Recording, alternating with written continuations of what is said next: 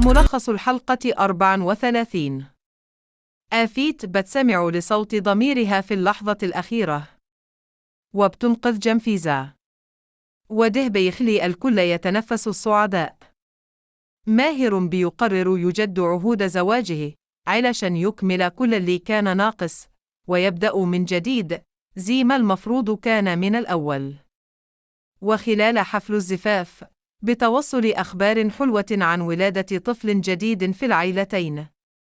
بس الأمور بتتعقد فجأة لما يظهر فيديو لآفيت، وهي السبب في وفاة سيفدي. أما كورشات، ألي اضطر يطلق النار على ابنه علشان ينقذ ماهر.